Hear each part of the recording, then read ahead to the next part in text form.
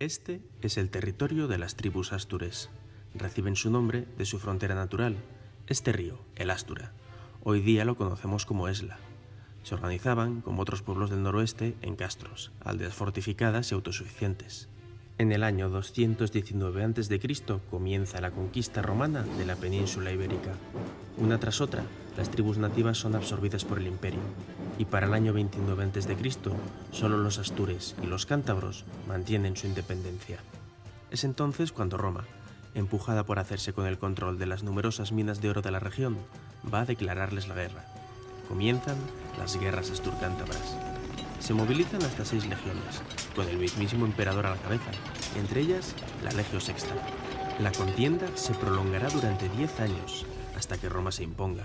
Pese a ser vencidos, las revueltas son constantes, así que en el 74 después de Cristo, la Legio Séptima se asienta en el antiguo campamento de la Legio Sexta, desde el que controlará el territorio hasta el final del imperio, dando origen a la ciudad de León. La administración romana divide su imperio en provincias, y estas a su vez en conventos jurídicos. El antiguo territorio de los Astures va a conformar el Conventus Asturicensis, con capital en Asturica Augusta, la actual Astorga, que posteriormente se integra en la provincia romana de Galecia. Estamos en el siglo V, y aprovechando la decadencia del Imperio Romano, 3 pueblos bárbaros cruzan los Pirineos. Los suevos, una tribu proveniente del Báltico, se instala en Galaecia, donde reinará casi 200 años. Poco después, otra nueva tribu bárbara, los visigodos, se hace con el control del resto de Hispania. Finalmente, en el año 585 derrotan a los suevos y se hacen con sus tierras, asimilándolas al reino visigodo de Toledo. Los godos separan del resto de la Galaecia el ducado asturiense. Crean también unas leyes comunes para toda Hispania, recopiladas en el Liber Judiciorum, o libro de los jueces. Mientras tanto, un nuevo pueblo ha comenzado a expandirse por el sur del Mediterráneo. En el año 711, los árabes cruzan el estrecho y vencen a los cristianos en la batalla de Guadalete. Tras la derrota, el reino de los godos se viene abajo como un castillo de naipes, y en apenas 5 años la península queda bajo dominio de los musulmanes. Aparece entonces la figura de Don Pelayo, que acaudillando un puñado de hombres se rebela contra el poder musulmán.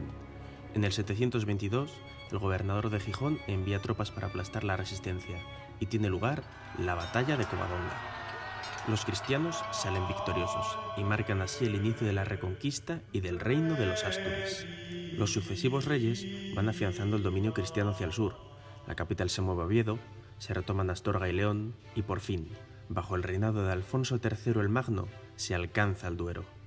La principal fortaleza de esta nueva frontera va a ser Zamora, la bien cercada. El sucesor de Alfonso, García I, traslada de nuevo la capital en el año 910, esta vez a la ciudad de León. Poco después, Al-Ándalus se independiza del resto del mundo musulmán. Nace el Califato de Córdoba. El califa, Abderramán III, reconoce al reino de León como su principal enemigo y está decidido a borrarlo del mapa. En el año 939 recluta más de 100.000 hombres y se dirige al norte encabezando su ejército. Las tropas leonesas del rey Ramiro II, con ayuda del pequeño reino de Pamplona, vencen de manera aplastante a un enemigo muy superior en la batalla de Simancas. La victoria deja el camino libre y el reino sigue su expansión. Salamanca es repoblada. De esta época data el que puede ser el primer testimonio de lengua romance en España, la Nodicia de Quesos. El latín ha seguido evolucionando desde la caída de Roma, y en los territorios del reino empiezan a nacer 3 lenguas hermanas: gallego-portugués, castellano y astur-leonés, del que es muestra la Nodicia. En el año 1017, reinando Alfonso V, ve la luz el Fuero de León, que contiene leyes tanto para el reino como para la capital. Trata temas como el derecho a la seguridad personal, a la propiedad privada y a las garantías judiciales. Su importancia es tal que se considera la primera declaración de derechos fundamentales de Europa y será el referente para la mayor parte de los fueros medievales de la península. El califato colapsa y se divide en más de 20 reinos distintos, las taifas. Es un momento de debilidad que León aprovecha y bajo el reinado de Fernando I y Doña Sancha se normaliza el pago de tributos o parias. Los estados musulmanes entregan oro a cambio de no ser atacados.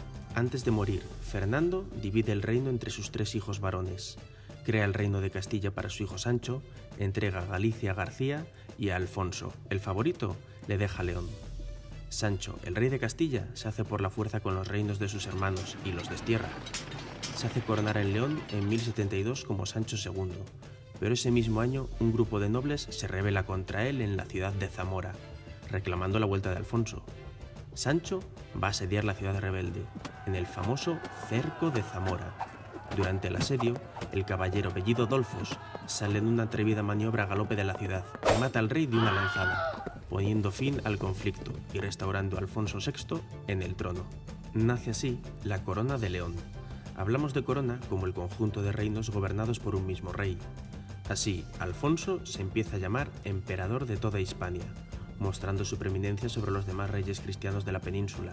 En el año 1085 toma Toledo con sus tropas, la antigua capital del reino visigodo con todo su simbolismo. Hace también incursiones por Al-Ándalus, llegando incluso a Tarifa. Era el primer rey cristiano que se bañaba en el estrecho desde la invasión musulmana. Parecía que faltaba poco para terminar la reconquista.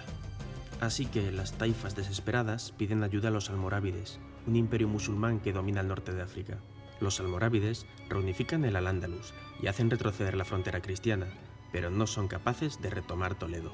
A la muerte de Alfonso se sucede el turbulento reinado de su hija, Urraca I, una de las primeras reinas de Europa que gobernó en solitario. Su hijo, Alfonso VII, sube al trono en 1126, dedicándose a pacificar el reino. Y en 1135 renueva el título de su abuelo y se corona en León emperador de Hispania.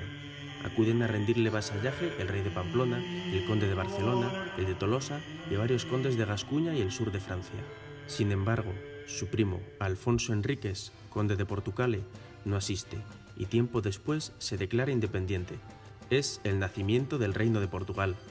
Alfonso, en su condición de emperador y a cambio de que le rinda vasallaje, le concede el título de rey. El imperio almorávide se resquebraja en nuevos reinos de taifas.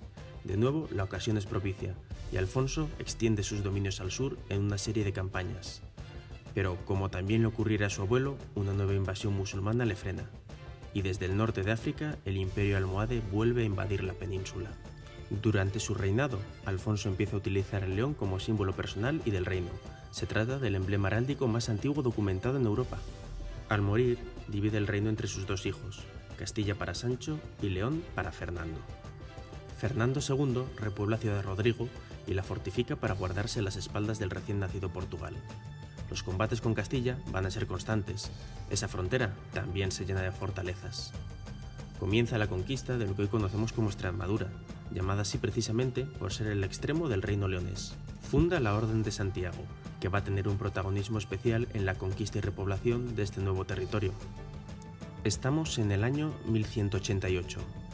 Alfonso IX sube al trono, y ese mismo año convoca Cortes, el órgano asesor de los reyes, compuesto por miembros de la nobleza, altos eclesiásticos y, por primera vez en Europa, miembros del pueblo llano, los representantes de las principales ciudades del reino. León se convierte en la cuna del parlamentarismo. En 1218, Alfonso crea en Salamanca un estudio general. Es el precursor medieval de la universidad, para evitar así que sus súbditos tengan que ir a estudiar a Castilla, pues pocos años antes se había fundado allí el Estudio General de Palencia.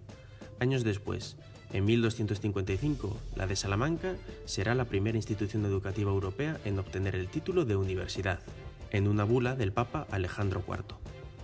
Alfonso continuó la reconquista tomando Cáceres, Mérida y Badajoz.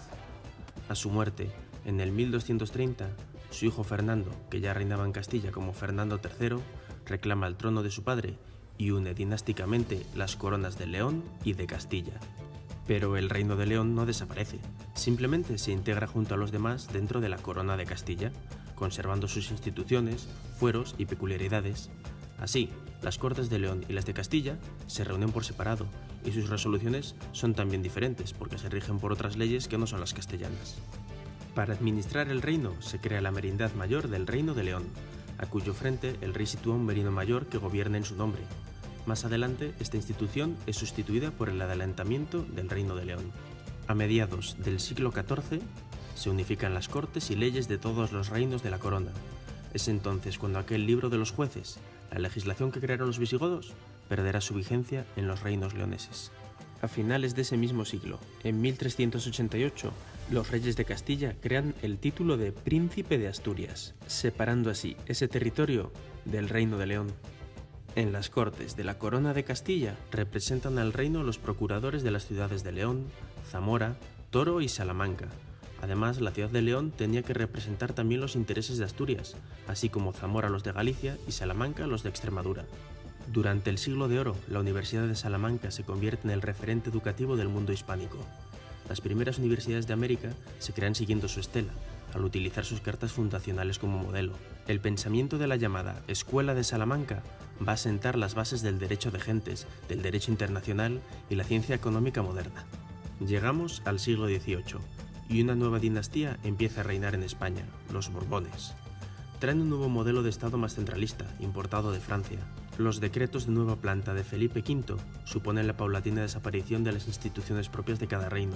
Aún así, el adelantamiento de León sigue vigente hasta prácticamente el fin del siglo. En 1808, el emperador de Francia, Napoleón Bonaparte, secuestra a los reyes de España e invade el país. Comienza así la Guerra de la Independencia. Ante el vacío de poder y de forma espontánea, van a ir organizándose distintas juntas por todo el territorio. La Junta del Reino de León se proclama soberana y declara la guerra a Francia. Más tarde enviará representantes a una Junta Suprema Central que dirigirá la guerra a partir de ese momento. Son históricos los sitios a Ciudad Rodrigo y Astorga, y la gran victoria de la batalla de Arapiles en Salamanca marcará un punto de inflexión en la guerra. En 1833 va a tener lugar una reforma territorial y administrativa que sigue vigente. El ministro Javier de Burgos divide España en provincias y regiones, que se distribuyen atendiendo a la trayectoria histórica y a las similitudes de cada una respecto a las vecinas. Se crean entonces las provincias de Salamanca, Zamora y León, y se incluyen en la región leonesa, la continuación moderna del núcleo del reino medieval. Entramos en el siglo XX.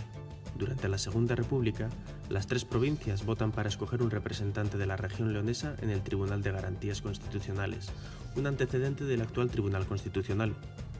Este nuevo régimen republicano prevé la posibilidad de constituir comunidades autónomas. Se abre el debate acerca de la redacción de un estatuto de autonomía para la región de León, pero la cuestión no llega a trascender las páginas de la prensa, al producirse el estallido de la Guerra Civil y la llegada de la dictadura.